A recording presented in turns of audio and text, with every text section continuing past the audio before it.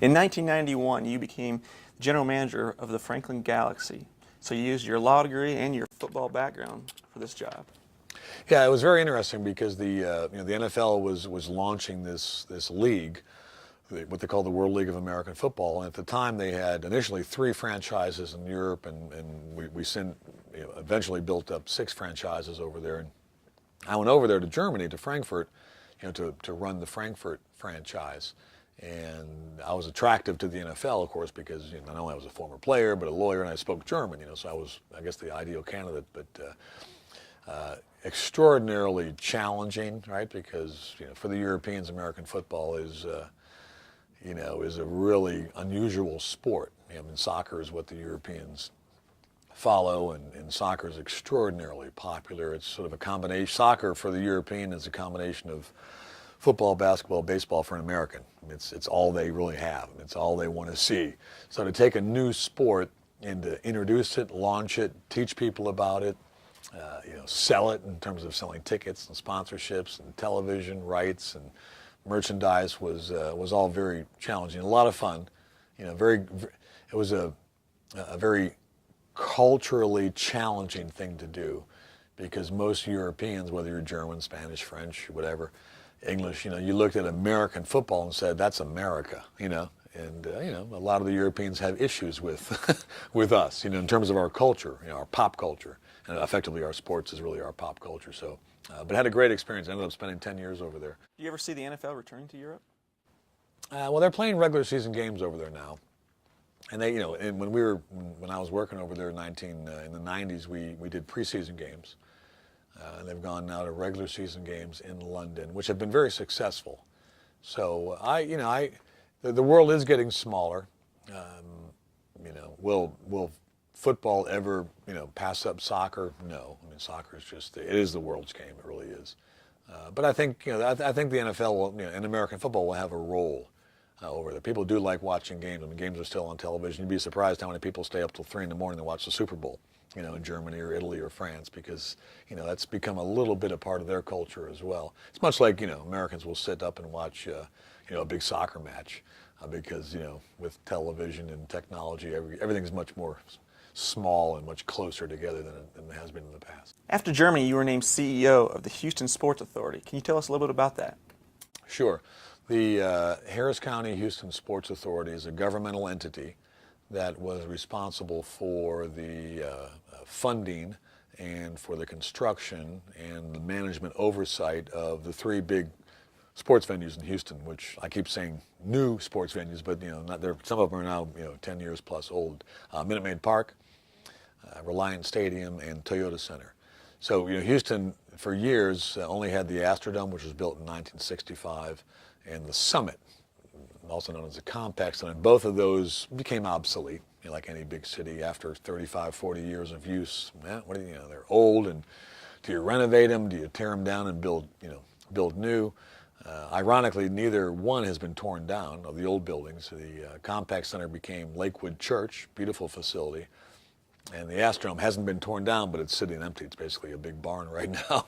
I was responsible for the organization that developed, paid for and developed the 3 new buildings. We spent around about $1 billion in tax dollars, in public money to build the stadiums. And I think most folks would say, people will always disagree, most folks would say that they've been very good to Houston. We've hosted the Super Bowl in Houston, and there's a Final Four this year at Reliant Stadium. We've had the NBA All-Star Game, World Series, the Baseball All-Star Game. There's been some great events down there.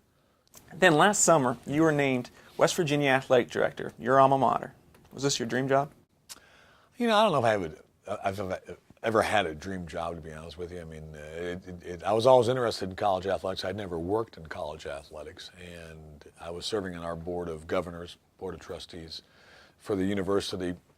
We hired a new president. He wanted to make a change in the athletic department. He asked me if I'd be interested in doing it, as an alumnus of the school, and I thought that'd be kind of a neat challenge. I've always admired college athletics. I think it's a great industry. It's a great honor to get a college scholarship to do your sport and get a free education. It's one of the great things about American life.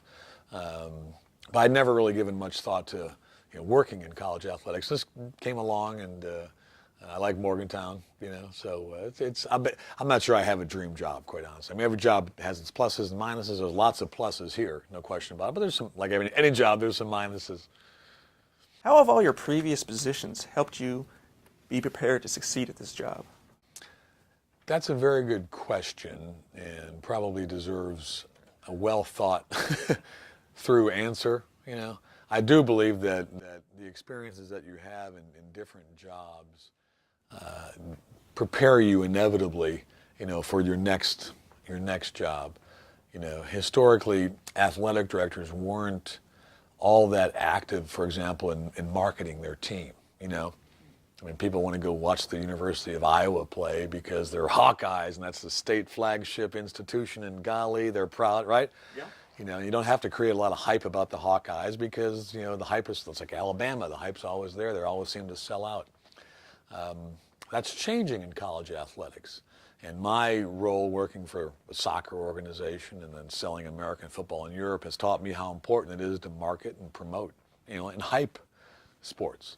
So, I think everything you learn along the way has an application as you, move into different positions, or whether you're moving up the food chain or, moving horizontally along the food chain, laterally. I think everything you do will benefit you at some point down the road. At least that's what I tell my kids. One of your first major moves as athletic director was to hire Dana Holgorsen as your head coach in waiting. What attracted you to Dana? Well, first of all, he was the pride of Mount Pleasant, Iowa, so he had that going for him. Now, he was very, very impressive to me because I think as I looked around, college football, he was one of and maybe the top offensive mind. He has a system. The system goes back to Hal Mumme, former Iowa Wesleyan head coach, and coached, of course, in a lot of different spots, including the University of Kentucky. And Mike Leach has taken Hal's system. Dana worked for Mike Leach for a number of years, but Dana's changed, just like Mike changed certain things, Dana changed certain things. But they all give a lot of credit to Hal Mumme. But I thought he was doing some unbelievably impressive work at Texas Tech when he was the offensive coordinator at University of Houston, at Oklahoma State. And, quite honestly, our football team needed some offensive help. We had this past year a defense that was rated in the top 5 in total defense in the nation, scoring defense. We were shutting people down. We ended up losing 4 games because we couldn't score any points. And so, I knew we needed somebody that had a real offensive mind, and was on the cutting edge of what people are doing. And I think Dana's going to be a great coordinator for us. And I think as the 2012 season rolls around, when he becomes head coach, he's going to be a marvelous head coach as well. I'm very excited that he's agreed to come back or not to come back, but to come to Morgantown and leave his roots, which are really in the Midwest and in the Southwest, and take on the challenge of coaching our Mountaineer football team. Tell us a little bit more about your athletic program. That your teams, your women's basketball team's a top 10 team. Your men's team went to the Final Four last year. You have 2 great soccer teams. Well, thank you for allowing me to do that. We have 17 sports in our athletic program. Our most successful sport across the board, we've won 14 national championships, is rifle. We have a tremendous rifle team. We just had a meet yesterday evening, and we're number 1 in the nation, beat the number 2 teams. The rifle does extraordinarily well. Both our soccer teams do very well. Our women won the Big East this year and made it to the Sweet 16. Our men made it, I think, to the round of 32 in the NCAAs. Our men's basketball is coached by Bob Huggins, I think one of the best coaches around.